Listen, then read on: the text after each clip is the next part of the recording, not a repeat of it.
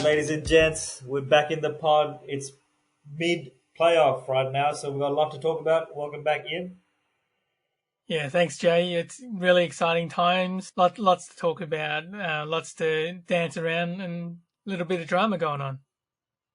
Absolutely, absolutely. First, outside of the play itself, big news: Yep. the former MVP Steve Nash being hired as the Brooklyn Nets head coach for 4 years. What are your first thoughts about that? Yeah, for me, look, point guards are point guards. They don't necessarily make good coaches, but good luck to Steve, and I hope it works out for him. But we've seen proof of where point guards don't make good coaches.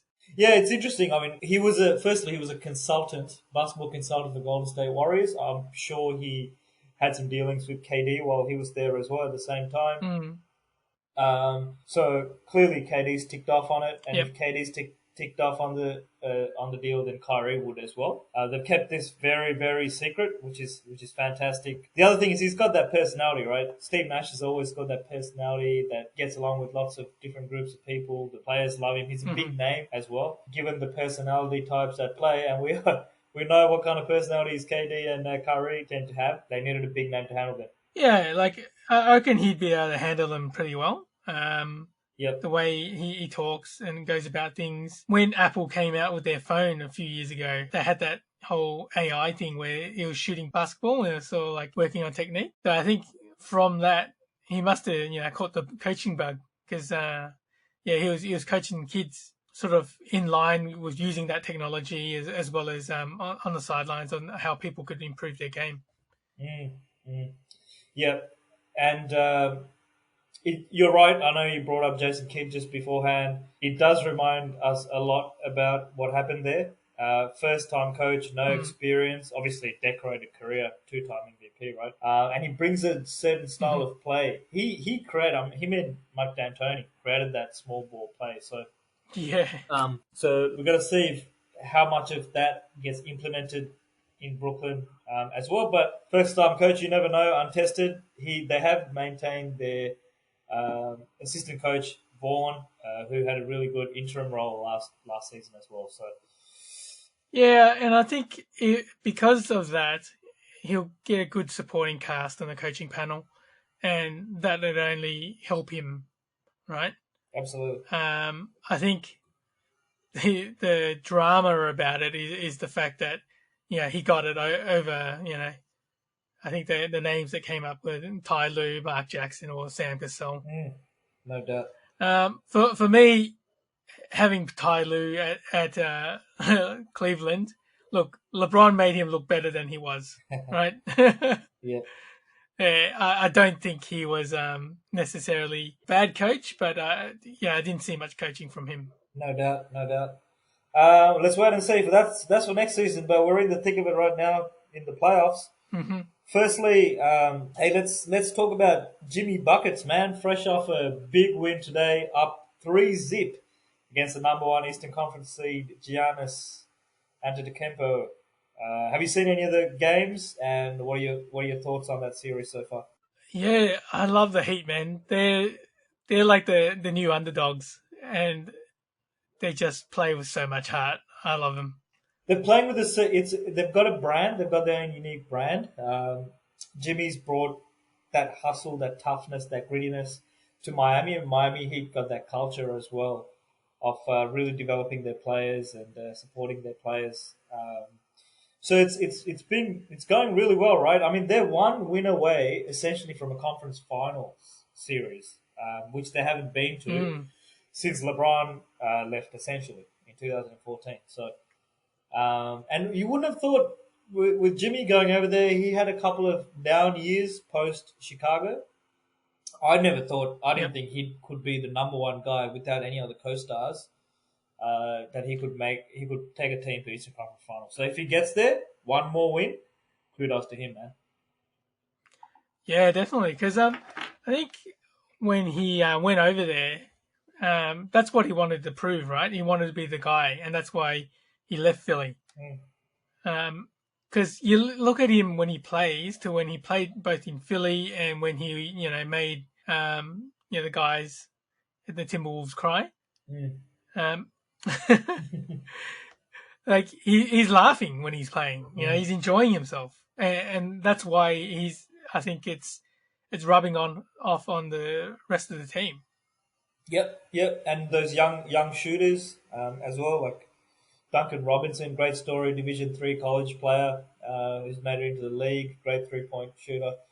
Tyler Herro from Kentucky, great little point guard, shooting point guard, and Adebayo as well, right? He was an all-star this year, breakout player. So yeah, it's a nice team. It's a nice team. We've got to wait and see what they do against. I don't know. It's looking like Celtics on the other side, so we can go to that. The young Celtics having a great series against Toronto. I actually thought Toronto was red hot for this series, but they're up 2-1 so far. Yeah, they got lucky.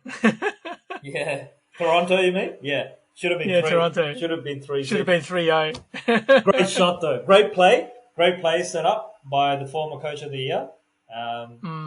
But you see that's coaching, right? Yeah. You saw that. You could see they drew it up. Yep. And it was awesome. It was brilliant. I mean, with 0.5 seconds left, I didn't think to get the ball over all the way to the other side of the court and to get that shot off, I just didn't think 0.5 was enough. But it's just amazing. I mean, there's just goes to show how skilled these guys are. I think in our times, when we're playing, it would be enough. But on the NBA, they start the clock sort of like halfway, when it's halfway down the court. You can watch, if you go watch the replay, you'll see what I mean. Usually, as soon as the ball enters the court, that's when you start the clock. But they take a bit of time. Yeah. In the finals, especially. Right. So they're giving them a little bit extra, you think? Yeah, definitely. Okay. But look, now that it's 2-1, I don't know, I sort of think Toronto's going to come out on top. I think they've got a broader skill base. Fred VanVleet's playing really well. Kyle Lowry's going to have to step it up a little bit more. Pau Gasol's still there. Spicy P's been pretty quiet in the playoffs, you got to say, for someone who had a breakout season so far. And then on the Celtics side of things, obviously those young players, Jalen Brown, Tatum, Marcus Smart's become a great 3-point shooter. He couldn't shoot before. He's unbelievable, man. He's now a 3-and-D guy. Yeah, he was streaky. I think he was streaky. There was times when he could get on a big streak and hit those 3 threes in a row or that sort of thing. But at the moment, he's been more consistent. Yeah, I mean that's a huge benefit to them. They can keep him on the floor longer. Great defender as well. And they got some young sort of mid-sized bigs. Williams, Cantor's there as well for offense. Not great on the defensive side of things. Yeah. What about Tice? Tice, dude. Yeah. Tice, that's it. Nice name and nice game too. Yep. It's a nice team. I mean, can any of those teams give Clippers or Lakers or even Houston trouble? I don't think so. But let's just wait and see. I guess let's see who gets through the conference finals. Well, you don't know. I think if you give Jason Tatum and Jalen Brown the opportunity, they're going to step up, and I think definitely they're going to make a series out of it. Yep. You may go to 6, possibly 7. Mm. And then who knows? Game 7, anything can happen. Yep. Oh, look, I'm rooting for the young Celtics. I think that's probably the team I want to see the most in the finals. Like Either you said, them or Jimmy Buckets. Jimmy awesome. Buckets flaring up, muscling up, and flexing up against the LA teams. That'll be cool to see. Hey, speaking of LA teams, let's switch gears to the West Coast. Mm-hmm. Firstly, man, that 7-game series between Denver and Utah, great series. That was great to watch. Great comeback by Denver. 50-point games in the game itself. And, I've got a lot of respect for Jamal Murray, the way he played this postseason. Yeah, man. That was a monster last game they had, and it was just a great battle to see. I mean, it's not over for Mitchell. It's only going to, start again. Once he comes back next year, he's only going to be better. Yep, I agree.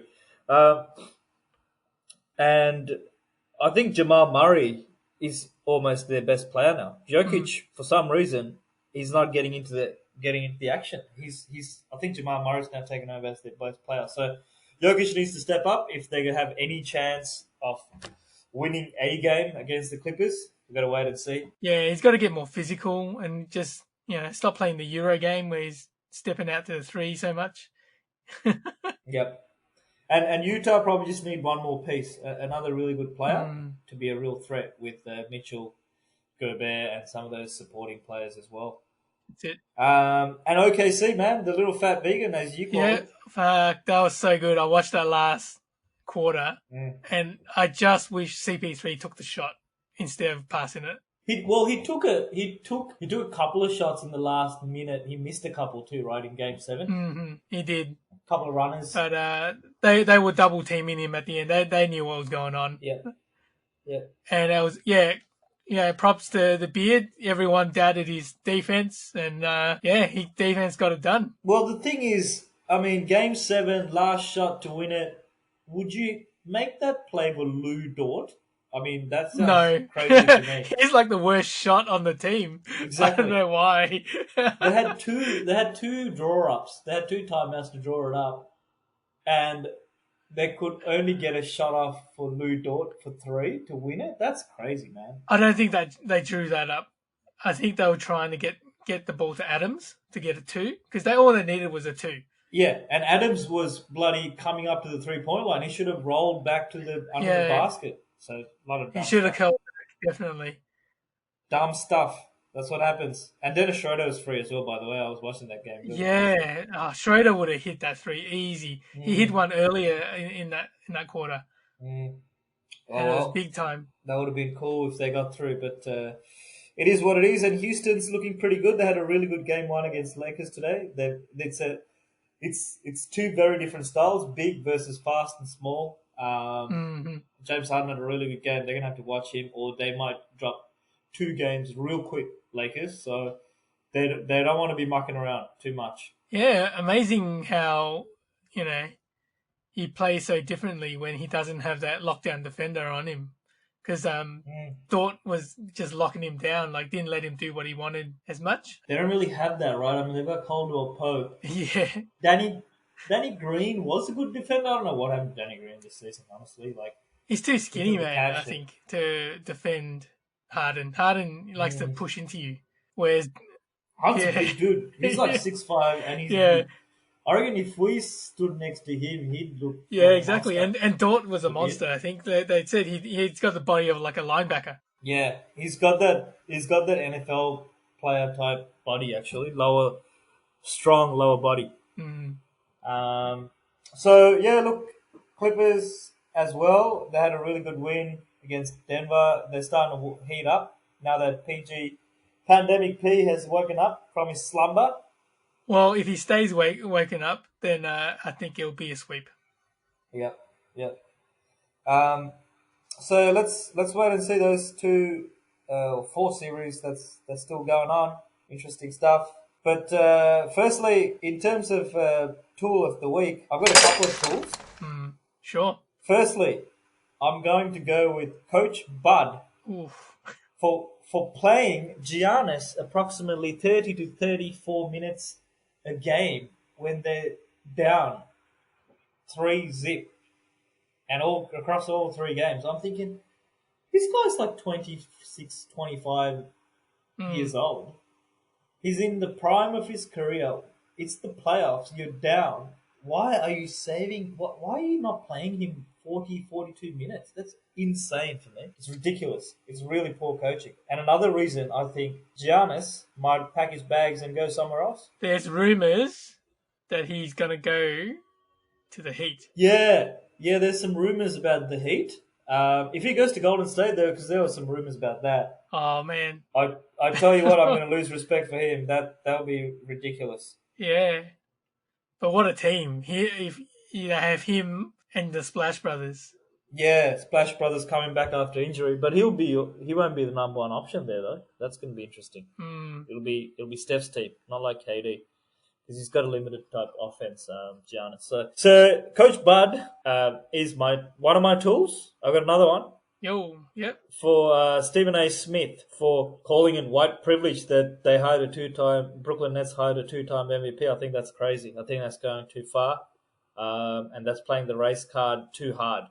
I think he's got to cool down. He's said some weird stuff lately, Stephen A. Smith. So I think he's out of line. Yeah, definitely out of line. Like, I think he needed to research that a bit more and find out, what are their choices. Has, Nash been hanging around them for a while? Has there been, work going on to make that happen behind the scenes? Because there's a lot of stuff that sort of gets worked before these things get signed. And, I think he thought that would be the popular opinion given the current craziness going on in America. But he was out of line there. So he's our other tool. And props to Barkley for calling that out, though. I thought he did a good job of saying, pull your head in, mate, and look at it. No doubt. It's not just about black versus white. It's about the credentials, right? About giving people a go. I'm supportive of it, so it's all good in my book. Well, that's our episode for the week. And right in the thick of it at the moment. Plenty going on and plenty to watch for. Yeah, plenty going on. Yeah, the games are always so early, though. I can't get up for all of them. I have to watch someone replay. They are, yeah. I miss a lot of games sometimes, the early games. I catch the last one, the highlight, but the early ones, it's a bit of a struggle. But we'll do it for our viewers. How about that? That's it. For our audience. I'm supposed to be, sleeping in tomorrow because it's Father's Day. So happy Father's Day to all the fathers out there. Yep. Apparently I'm supposed to have breakfast in bed. But, I'll stay in bed and watch the NBA. Very nice, mate. Happy Father's Day. Well deserved. Hope you get a little bit of toast and eggs, avocado, baked beans, whatever you like, and watch a game. Nice, relaxing game. Yeah. Well, the other thing is we've posted out a new logo. Let us know what your thoughts are, and if you like it, we'll keep put it out there. Otherwise, we'll keep working on it. For sure. All right. Peace out, guys. Enjoy. Peace out and subscribe.